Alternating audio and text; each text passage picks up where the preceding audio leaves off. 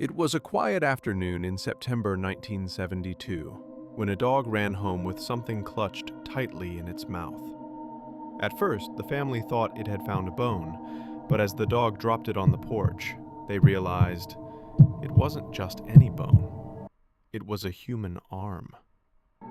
What began as a suburban mystery in Springfield, New Jersey, soon spiraled into one of America's strangest cold cases. A murder drowned by 50 years of fear, lies, and satanic panic. And only now are we starting to understand the truth. This is the story of Jeannette DePalma, the teenager whose death became a ghost story when it should have been a murder investigation. August 7th, 1972. 16-year-old Jeannette tells her mom she's heading to visit a friend by train. She waves goodbye, steps out the door, and vanishes. At first, no one panics.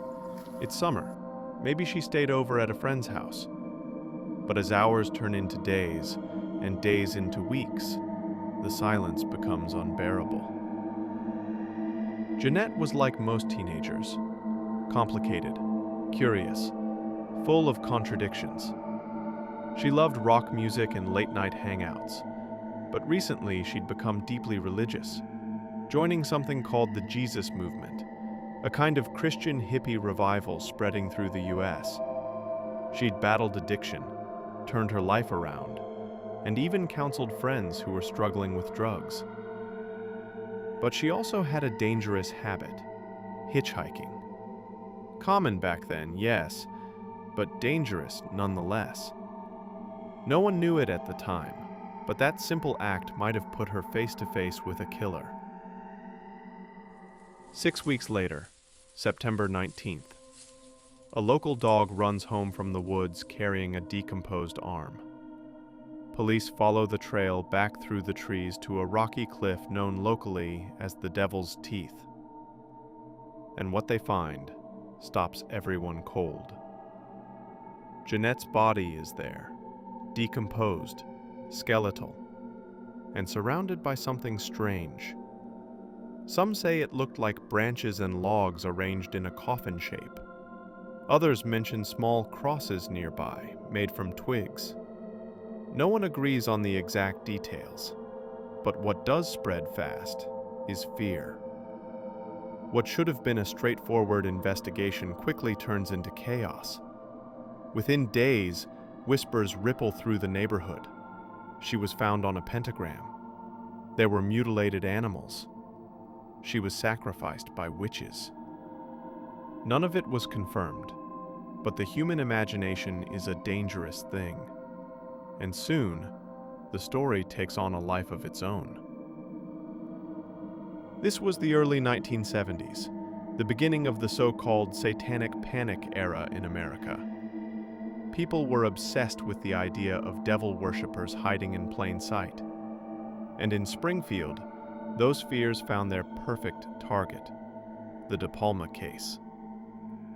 Enter Pastor James Tate, a respected figure in the local church and someone close to Jeannette's family. Standing before his congregation and local reporters, he declares that devil's disciples may have murdered Jeannette because she tried to preach to them. In that moment, the story explodes. Newspapers print headlines like, "Witchcraft Seen Possible in Girl's Death," and "Was Teen Victim of a Satanic Cult." Within days, the quiet town of Springfield transforms into a storm of hysteria. People start reporting rituals in the woods, hooded figures near the quarry, and mysterious fires at night. None of it is verified, but fear doesn't need evidence. And every minute spent chasing a phantom story is a minute lost in finding Jeannette's real killer. Behind the scenes, the investigation falls apart. Police zero in on a drifter nicknamed Red Kira. He'd been living near the quarry and disappeared around the same time Jeannette did. They track him down months later and clear him completely. From there, the case just stops moving. Detectives complain that the DePalma family won't talk much Others say the family wanted privacy. Whatever the reason, leads dry up, and the file starts collecting dust. Even worse, when journalists revisit the case decades later, they discover that most of the original police records are gone. The Springfield PD claims they were destroyed in the 1999 floods caused by Hurricane Floyd. But another department still has partial copies. It's hard to tell what's more terrifying: the possibility of a killer getting away with murder, or how easily a case can just vanish in the system. Medical examiner examines the remains. He can't find any bullet wounds, stabs, or broken bones. No drugs, no overdose. But there's something unusual: a high concentration of lead in Jeannette's remains. No one knows why. It's a forensic clue that's never been explained. And while the official cause of death is listed as unknown, medical examiner admits strangulation is possible. No defensive wounds, no evidence left behind. If that's true, Jeannette's killer knew what they were doing. Years go by. Leads vanish. The files disappear. By the late 1990s, Weird NJ, a magazine known for investigating unsolved mysteries, starts digging into the DePalma story. They try to find police records, autopsy files, anything. But almost everything is gone. The official story? The files were destroyed in a flood. The truth? No one can say for sure. To make it worse, Jeannette's purse, recovered from the scene, was never officially logged into evidence. If anything important was inside, notes, IDs, trace evidence, it's lost forever. Then, 50 years later, everything changes. In 2024, journalists from Weird NJ finally obtain the original crime scene photos from the Union County Prosecutor's Office, photos that police once claimed didn't exist. And when they study them carefully, one shocking truth becomes clear. There was no occult activity, no pentagram, no crosses, no ritual of any kind.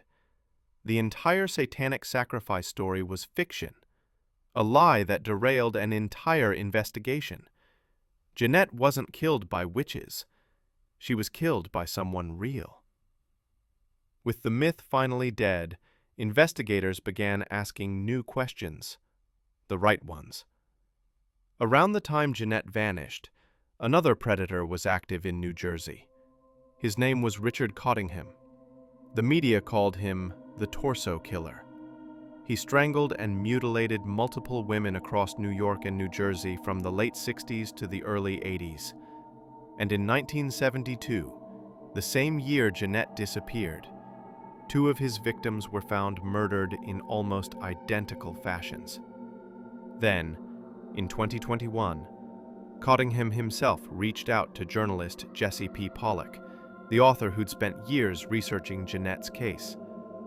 In his letters, Cottingham hinted that he abducted Jeannette while she was hitchhiking, a personal detail that had never been made public. Whether that's a confession or manipulation is still unclear, but it's the most plausible lead in 50 years. The murder of Jeannette DePalma isn't just an unsolved case. It's a lesson in how fear can destroy truth. A teenage girl was murdered, but instead of searching for her killer, a community chased shadows. For decades, Jeannette's name was tied to whispers of witchcraft and sacrifice, but none of that was real. What was real was a family that lost their daughter, a police department that failed, and a society that chose fear over facts. Jeannette DePalma wasn't a ghost story. She was a real person, a 16-year-old girl who wanted to help people, who loved music, who was trying to rebuild her life. And she deserved better than to be remembered as a rumor. If you believe stories like this deserve to be told, subscribe, share this video. Because Jeannette's story isn't about the supernatural. It's about truth and how easily we let it slip away.